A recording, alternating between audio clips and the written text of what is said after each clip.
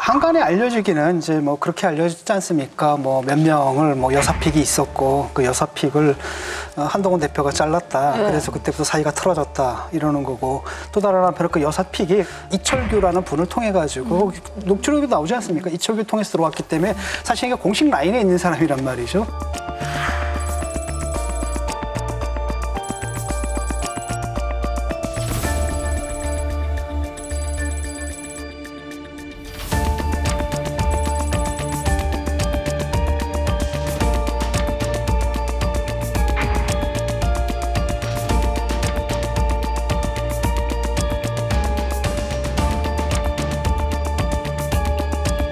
그러니까 사실 법적으로 잡아가 처리하기 뭐 이런 건 참 힘들어도 이게 정치적으로 엄청 파괴 큰 거죠. 녹취록이 나오고 이러면은. 저는 걱정스러운 게 국정감사 때 지금은 그 워딩만 전해지고 있잖아요. 통신비밀보호법 때문에. 그렇죠. 근데 국정감사장에서는 녹취록이 틀어질 가능성이 있어요. 그렇죠. 이러면 전국 대반전입니다.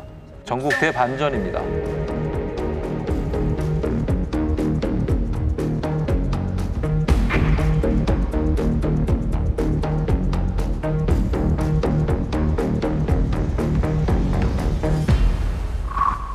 그런데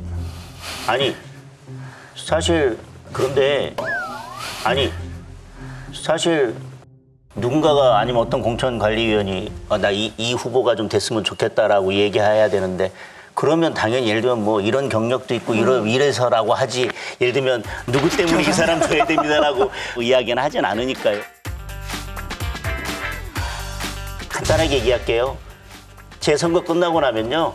지역에서 장동혁 어버 키운 사람 500명, 오른팔 100명, 왼팔 100명 그래서 뭐 발가락, 손가락까지 다 합치면 한 10,000명은 됩니다.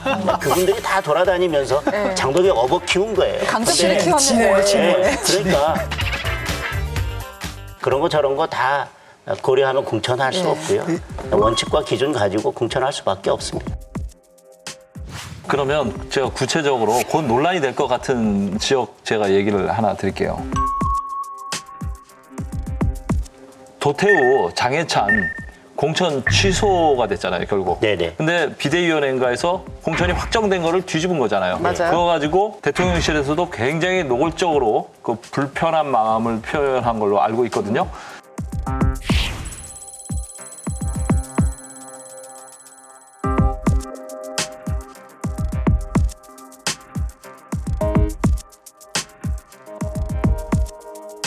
대통령실의 어떤 압박이나 대통령실에서 불편함을 표현했는지는 모르겠습니다. 그리고 그 두 분에 대해서 공천 취소를 하면서 제가 대통령실과 얘기를 한 것은 없습니다.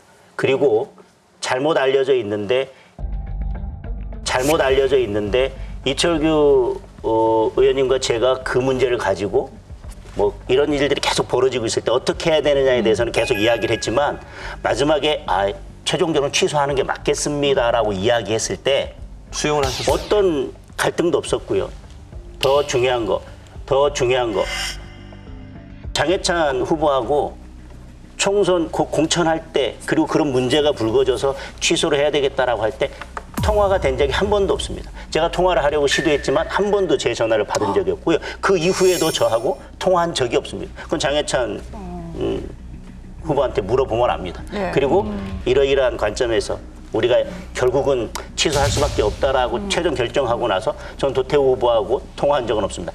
처음에 사과할 때는 도태우 후보한테 그래도 사과는 하는 게 맞겠다. 그렇지 않으면 우리는 이거 그대로 갈 수 없다라고 할 때까지는 제가 분명히 도태우 후보하고는 통화를 했고요. 그 이후에는 제가 도태우 후보하고 연락한 적도 없고.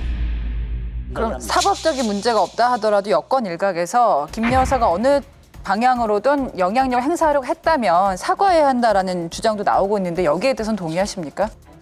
법적으로 처리하기에는 어려운 부분이 있고 법리적으로도 기소하기가 어려우니 사과로서 국민들의 마음을 풀어주자는 게 국정을 운영하는 책임자의 입장에서는 볼 때는 그렇게 털고 가는 게 순리다 저는 그렇게 생각합니다. 그러면 국민들의 마음도 어느 정도 풀리고 사과를 하면 그 다음부터 이제 심하게 시작이 될 거라고 하는 생각을 갖고 있죠. 이것은 과거에 이명박 전 대통령 그리고 박근혜 전 대통령의 경우를 보면 사과를 했다고 해서 그 상황이 끝난 것이 아니고 그것이 오히려 증폭시키는 촉매 역할을 했었다고 생각하고요. 지금 논의되고 있는 것들에 대한 일단 진위부터 밝혀지고 나면 그거에 대해서 예를 들면 뭐 사과를 하든 뭐 그 어떤 일이든 정치적인 부담을 지는 경우는 있을 거라고 생각이 됩니다. 만약에 진위 여부에 따라서는. 그렇지만 중요한 거는 공천에 대해서 발표를 할 때마다 제가 매일매일 기자들한테 브리핑을 했고 공천 관련해서 회의할 때 그랬어요. 제 의견과 다르거나 제가 도저히 받아들일 수 없는 이야기를 할 때는 제가 딱 한 말씀만 드렸습니다. 다른 의원님들한테. 저는 이거 결정되고 나면 기자들 앞에 서서 브리핑을 해야 됩니다. 저는 이런 결정으로는 기자들 앞에 설 수가 없습니다.